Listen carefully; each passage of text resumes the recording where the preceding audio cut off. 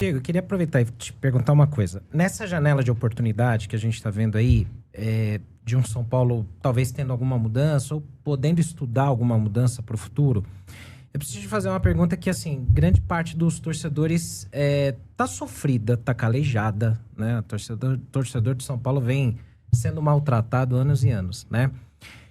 Na negociação do Ancelotti, quando você participou, que ele veio para o Brasil, eu lembro que saiu uma matéria, acho que no UOL, falando alguma coisa de você não ser agente FIFA e você não ganhar comissão. Depois, eu vi outro conteúdo abordando se você tinha pretensão política no São Paulo e por isso talvez esse interesse de você entrar como um investidor ou trazer investimentos para o São Paulo. Aí eu preciso te perguntar isso, Diego, porque é o seguinte, o torcedor de São Paulo, por estar muito calejado e já, assim, doído com tantas notícias ruins, ele fica com o pé atrás. Então, eu queria te perguntar isso. Nesse movimento inicial que você começou, a gente viu vídeos de você se apresentando para conselheiros, você conversando com uma galera lá e tal. Tem algumas dificuldades. Que tipo de obstáculo que você encontrou e que tipo de pretensão você teria no São Paulo? Você tem interesse, de repente, em seguir pela política do São Paulo, se tornar presidente, se tornar dirigente de alguma forma? Porque eu acho que é bom a galera ouvir de você, porque muita coisa foi veiculada e a gente ainda não tinha tido a oportunidade de ouvir você falando diretamente sobre isso. Então eu queria te ouvir sobre esse ponto. Bom, primeiro eu queria dizer que realmente eu tenho convites dos mais diversos para falar com milhares de veículos, todos têm a curiosidade de saber os bastidores, como foram essas negociações. E eu fiquei muito feliz de poder vir aqui como São Paulino, porque acompanho o trabalho de vocês, sei o quanto sério é o trabalho. Então, para mim, como São Paulino estar aqui é muito gratificante.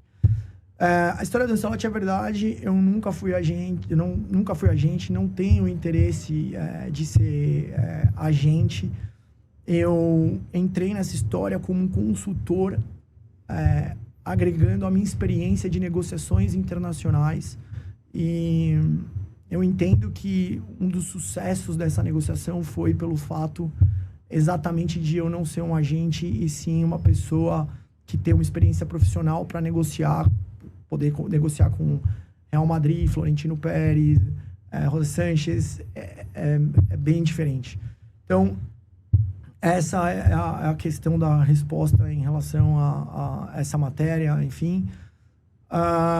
Em relação a que você perguntou, política do São Paulo. Não tenho interesse de ser presidente de São Paulo. Não tenho interesse em participar da política do São Paulo. Eu nem tenho tempo para isso. Eu trabalho com o mercado financeiro. Eu tenho uma agenda extremamente complicada. Eu fico até mais fora do Brasil do que no Brasil. E você ter um cargo hoje dentro de São Paulo requer muita dedicação, muito empenho.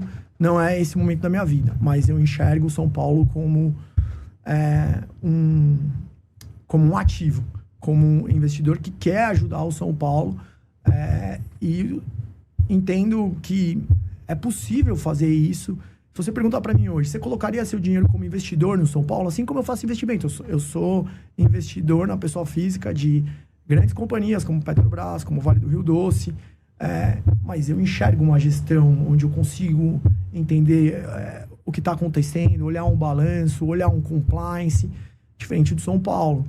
Essa estrutura do São Paulo, para mim, e aí eu olho também como outros investidores, e eu tenho responsabilidade a partir do momento que eu indico para um desses investidores que me procuram para diversas oportunidades de investimento para ser feita no Brasil.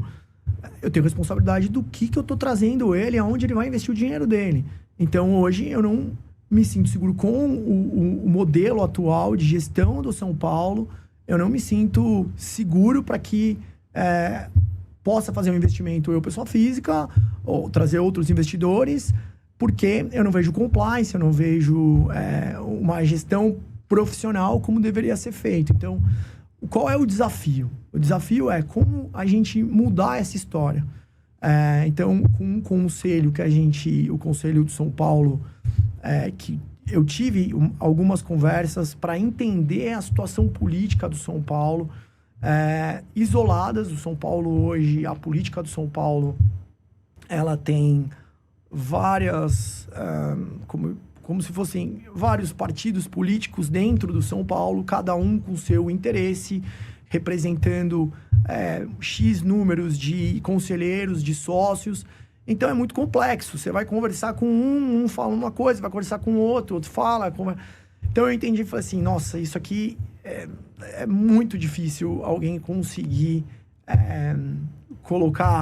pautar algo, vai ser um caminho muito complicado. Foi possível apresentar alguma coisa? Eu não, assim, o que as pessoas não entenderam ainda? Eu não tenho condição de apresentar uma proposta real para o São Paulo enquanto a gente não entender que o São Paulo está disposto a mudar. Então, eu acho assim, existe uma possibilidade de você colocar a SAF de pé no São Paulo? Existe. Mas ela não passa pelo Conselho. Se você pegar o Estatuto, se eu não me engano, é o artigo 41 e 43. Eu não sou a pessoa especialista para falar disso. Eu tenho um time jurídico que pode me dar suporte a isso. Mas, se eu não me engano, o artigo é o 41 e o 43 do Estatuto, que diz que os sócios podem convocar uma Assembleia Geral, desde que você tenha 1/5 dos sócios. E nessa Assembleia Geral, você pode pautar o tema SAF, você pode pautar o tema separação clube social do futebol. Eu acho que esse é um caminho. Porque se você levar uma proposta hoje de SAF para o Conselho do São Paulo, essa proposta não vai passar. E eu acho que ela não vai passar primeiro. Você tem um conflito de gerações muito grande. Eu acho que falta um pouco de humildade para as pessoas que estão hoje no Conselho de São Paulo. São Paulo foi, durante muito tempo, grande modelo de clubes brasileiro, mas naquela época. Hoje, esse modelo ele tem se provado por N motivos que ele não se sustenta.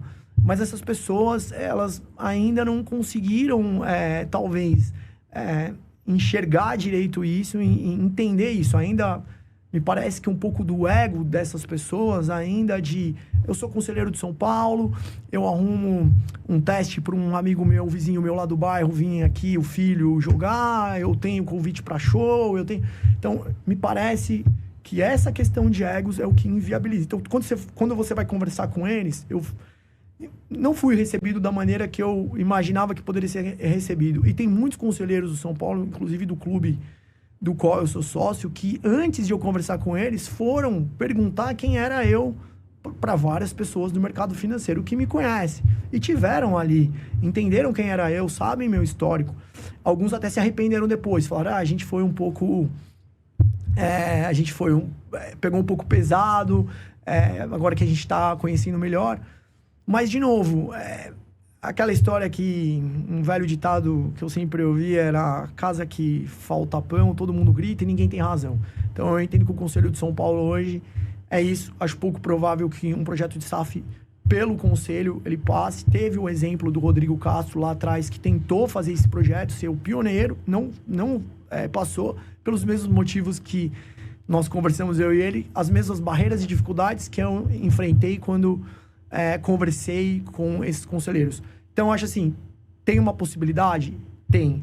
Qual é essa possibilidade? Eu acho que não é a SAF que o projeto, os investidores que o Diego quer trazer. Eu acho que tem que ser aberto para qualquer pessoa. Qualquer São Paulino que tem investidor, que tem interesse de ajudar o clube, ele tem a condição de apresentar algo. Ele tem que ser escutado, ele tem que ser ouvido, tem que apresentar. E eu acho que essa questão dos sócios é uma grande oportunidade. Se os sócios do clube, porque também às vezes eu não entendo, às vezes no passado a gente via algumas notícias do clube do São Paulo, quando chovia muito ali no Morumbi, alagava tudo, você via a piscina toda alagada, então você vê que também o clube também tá mal administrado e precisa de melhorias. Então, qual a dificuldade da gente profissionalizar e ser uma melhoria tanto para os sócios, para o clube, quanto para o time, e separar isso? Então, eu acho que se tem um caminho hoje para que a SAF ela aconteça no São Paulo, é a gente se mobilizar, os sócios do clube, conseguir esse 1/5, criar uma Assembleia Geral e nessa Assembleia Geral colocar pautas para votação, como a criação de uma SAF e a separação do Estatuto Futebol e Clube e a profissionalização. Acho que esse é o caminho.